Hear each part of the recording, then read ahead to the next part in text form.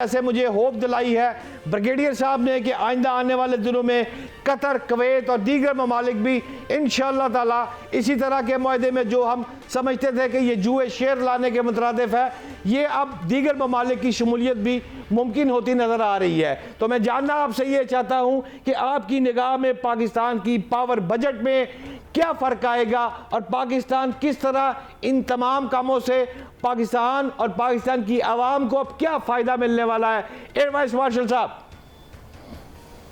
अपना शहजाद बिल्कुल इस तरह है कि आपको अंदाज़ा है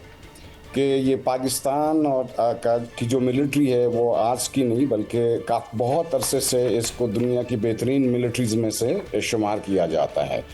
इसकी एक अपनी अभी जो रिसेंटली आपको मार्का हक में जो पाकिस्तान मिलिट्री की परफॉर्मेंस है वो सारी दुनिया ने देखी है और सारी दुनिया को अंदाज़ा हो गया कि ये पाकिस्तानी मिलिट्री पहले से भी ज़्यादा ताकतवर हो चुकी हुई है।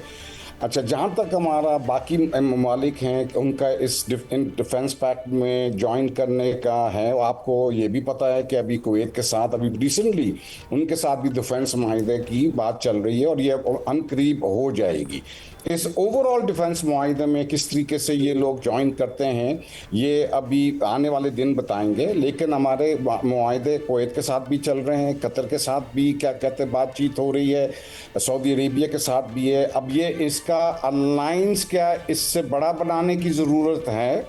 या अलायंस को इतना ही रखना है, बिकॉज जैसे मैंने आपको शुरू में बताया है कि ये वाहिद अलायंस नहीं है, इससे पहले भी बहुत सारे अलायंसेस इस वक्त मौजूद हैं। ठीक है, वो मैरीटाइम से उसका ताल्लुक हो, काउंटर टेररिज्म से उसका ताल्लुक हो, OIC की अपनी एक क्या कहते हैं एक 58 मुल्क की क्या कहते हैं एक ऑर्गेनाइजेशन है, लेकिन ये बहुत फोकस्ड और बहुत फोकस्ड अलायंस है ये, जिसमें इस वक्त पाकिस्तान अपनी जो क्या कहते हैं कैपेबिलिटी के साथ, टर्की अपनी कैपेबिलिटी के साथ, सऊदी अरेबिया अपनी कैपेबिलिटी के साथ, ये तीनों ने अपनी कैपेबिलिटीज़ को मर्ज कर लिया। जैसे कि आपको बताया जा रहा है कि ये तीनों ही बहुत पावरफुल मिलिट्रीज़ हैं इस रीजन के अंदर, और जब ये तीनों मिल जाती हैं तो ये सब के लिए रीजनल स्टेबिलिटी अपनी जगह है, लेकिन बाकी ममालिक जो कि कोशिश कर रहे हैं कि क्या थ्रेट बनने की, उनको भी ये अंदाज़ा है कि ये इसके सामने खड़े नहीं हो सकते हैं। तो जो इश्यूज़ इस वक्त चल रहे हैं मिडल ईस्ट के अंदर, जो रीजन के अंदर इश्यूज़ चल रहे हैं, मुझे बड़ी उम्मीद है कि इस किस्म की जब अलायंस जब अपना क्या कहते हैं पावर शो करेगी तो बहुत से इश्यूज़ जो हैं वो रिजॉल्व होने शुरू हो जाएंगे। और इस वक्त आपको भी अंदाज़ा है कि इस वक्त ईरान और USA का जो सिलसिला चल रहा है, सब उम्मीद कर रहे हैं कि आजकल में ये स्ट्रेट ऑफ हॉर्मुज़ का जो सबसे बड़ा इस वक्त मसला पड़ा हुआ है अमेरिका को भी, दुनिया को भी, वो भी शायद अब हल हो जाएगा इंशाल्लाह अगले 24 घंटे 48 घंटे में लग रहा है कि ये हल हो जाएगा, अनलेस क्या कहते हैं ये फिर आपको पता है कि ये ट्रंप का कोई पता नहीं होता, वो कब यू टर्न ले सकता है। और इसी तरीके से ईरान के ऊपर भी ये उम्मीद की जाती है कि वो भी इस वक्त इस दफ़ा इस चीज़ को सीरियसली और ज़्यादा सीरियसली लेंगे और इसका कोई ना कोई हल निकालेंगे, क्योंकि ईरान और ओमान ने ये क्या कहते हैं इसका अपना एक मुआहदा कर लिया है, जिसके ऊपर वो एक अग्रीमेंट हो गई है कि अगले 60 दिन तक क्या उन्होंने कॉरिडोर्स अपना डिफ़ाइन किए हुए हैं, जो कि पहले से भी कॉरिडोर्स ऐसे ही डिफाइंड थे, और अब उन्होंने ये भी कह दिया कि फ़ीस नहीं होगी। लेकिन कमिंग बैक टू आपका जो अपना सवाल है कि ये जो बाकी ममालिक है इनका ये अलायंस में ज्वाइन करने के इम्कानात क्या हैं, बहुत ज़्यादा इम्कानात हैं, और क्या कहते हैं इनके साथ जो पाकिस्तान के ताल्लुकात हैं वो बहुत स्ट्रॉन्ग हैं, तुर्किया के ताल्लुकात भी बहुत स्ट्रॉन्ग हैं। तो मेरा ख्याल है कि ये सब कुछ जो है एक पॉजिटिव डायरेक्शन में चल रहा है मामला, और इससे जिस तरीके से आप कथा कलामी की माजरत चाहता हूं एयर वाइस मार्शल साहब, आपकी बातों से मुझे ये लग रहा है कि अब इस मुआहदे से एक दूसरे का जो साजो सामान, फौजी साजो सामान, फॉर एग्जांपल F-35 है, टर्किया के पास है, मेरे पास F-16 है, ये एक दूसरे का सामान भी बाज़ाब्ता इस्तेमाल होता है इन जैसे मुआहदों में। ये क्या होता है एयर वाइस मार्शल साहब? जी शहजाद, जब आपको कह दिया गया है, जब मुआहदे में लिख दिया गया है कि अगर एक मुल्क पे हमला होता है तो वो तसव्वुर किया जाएगा कि दूसरे मुल्क के ऊपर हमला हुआ, यानी अगर पाकिस्तान पे कुछ होता है तो सऊदी अरेबिया और तुर्किया दोनों ये तसव्वुर करेंगे कि पाकिस्तान के ऊपर हमला हो गया। अब ये सिर्फ इस तरह के मुआहिदों में ये आपकी क्या कहते हैं जो मिलिट्री कैपेबिलिटी है वो भी क्या कहते हैं शेयर की जाती है। ठीक है, अभी किस हद तक शेयर की गई है इस वक्त मेरे पास डिस्क्लोज करने के लिए वो ऑफिशियल वर्जन तो नहीं है, लेकिन अगर आप नेट पे देखेंगे, अगर आप नेट अब तो आपको अंदाज़ा होगा कि कौन सी आपका फोर्सेस हैं जो कि एडिशनल फोर्सेस हैं जो कि क्या कहते हैं शायद सऊदी अरेबिया में डिप्लॉय किए जा चुके हुए हैं। इसी तरीके से तुर्किया भी अगर ये इस मुआहदे का हिस्सा बनता है तो ये इसको क्या कहते हैं, it's understood, it's a given कि जी अगर ज़रूरत पड़ेगी तो जो हमारी कैपेबिलिटी है वो कैपेबिलिटी को डिप्लॉय की जाएगी, उनकी कैपेबिलिटी अगर हमें ज़रूरत पड़ती है तो उनकी कैपेबिलिटी को भी डिप्लॉय की जाएगी। तो रीजन के जो जितनी भी कंट्रीज़ हैं जो समझते हैं कि वो स्टाइल अपना कोई इंटेंशंस रखते हैं, तो उनको अब ये समझ जाना चाहिए कि ये जो 3 कंट्रीज़ हैं इनकी कैपेबिलिटीज़ को जब मिलाते हैं तो ये बहुत बड़ी मिलिट्री पावर और फोर्स बनती है। तो ये एक बहुत बड़ा मैसेज है, it's a very strong message to all the countries in the region कि जी ये अभी आप इसको ये सारा सिलसिला जो इस वक्त डिस्टर्बेंस हुई हुई है रीजन के अंदर, इंस्टेबिलिटी जो हुई हुई रीजन को, इसको वापस स्टेबिलिटी की तरफ लेके आएँ, क्योंकि होतीज़ अगर समझते हैं कि वो कुछ कर सकते हैं सऊदीज़ के साथ, ये मुमकिन नहीं है, ये मुमकिन नहीं है। छोटा मोटा अटैक कर लिया तो ठीक है, लेकिन अब जो है with this kind of a defence agreement between अपना क्या कहते हैं सऊदी अरेबिया, पाकिस्तान और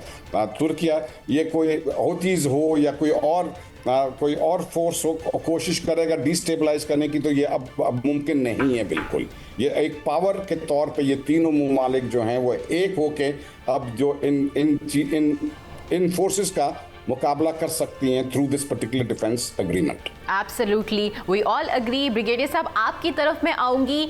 ये बात तो हम सब मानते हैं कि पाकिस्तान की डिफेंस हिस्ट्री में आज का दिन सुनहरे हुर्फों में लिखा जाएगा। जैसे आपने कहा और दीगर ममालिक भी इस मुआहदे में शामिल होना चाहेंगे, तो सवाल ये पैदा होता है क्या ये दीगर ममालिक सिर्फ मुस्लिम ममालिक होंगे, और अगर ऐसा होगा तो ये इसराइल और अमरीका के लिए थ्रेट कंसिडर किया जाएगा, तो वो कैसे इसको देखते हैं? देखें, सिंपली ये मुस्लिम ममालिक का ही होगा, और देखें अमेरिका तो इसको इंडोर्स करेगा बल्कि इनकरेज करेगा, क्योंकि America is living middle east और वेस्ट एशिया में स्पेशली। आप देखें ना MOU में भी दिस अंडरस्टैंडिंग की वो तो पहले भी था कि 30 डेज के अंदर they will start living the basis. तो ऑलरेडी देखे उन्होंने शिफ्ट कर दिया था बहुत सारे। हमने रिसेंट जो आपने देखा जॉर्डन में क्यों स्ट्राइक्स हो रहे थे, अल ज़रक या दूसरे टावर 22 था या किंग फैसल एयर बेस पे, क्योंकि बहुत सारे इन्होंने यहाँ से F-35 थे या ब्लैक हॉक हेलीकॉप्टर दूसरे सामान थे वो जॉर्डन शिफ्ट कर दिए। वहाँ से सब security they are shifting to Israel है। कल हो सकता है कि अफ्रीका के किसी मुल्क में या साइप्रस में कहीं पे ये बेसिस बना ले। लेकिन ये है कि हमने शुरू में ये बात माना था कि at the conclusion of this war the region में रीशेप हो जाएगा, और रियलाइजेशन देखें जिससी कंट्रीज में है कि उनकी वल्नरेबिलिटीज एक्सपोज हो गई हैं। जिस पेट्रोल डॉलर्स के बेसिस पे अमेरिका ने उनसे वादा किया था प्रोटेक्ट करने का, वो नहीं हो सका। सो देयरफॉर अब क्या थ्रेट है? अगर आप देखें ईरान और जिससी कंट्रीज बैठ के अपने आप को चीज़ें सेटल कर,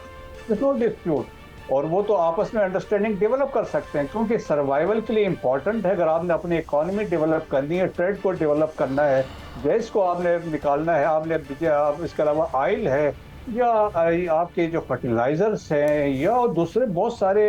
रेयर अर्थ, बहुत सारी चीज़ें हैं वो मिडिल ईस्ट से जाती हैं, तो उसके लिए पीस एंड स्टेबिलिटी चाहिए। और आप देखें कि ऑलरेडी जिससी कंट्रीज का मानना है सब they are in contact with the Iranian authorities के साथ है, तो वो इम्पोर्टेंट है। लेकिन अमेरिका के लिए कोई थ्रेट नहीं। यकीनन इसराइल के लिए एक मैसेज इसमें है, अगर आपकी जो डिज़ाइन से आप फर्दर एक्सपेंड कर रहे, जिस तरह मैंने पहले भी बताया था एक्सपेंशन के डिज़ाइन से ग्रेटर इसराइल की बात हो रही थी, और जिस तरीके से आपने देखा कि वो गोलान हाइट्स के अंदर आके मस्जिद इलाके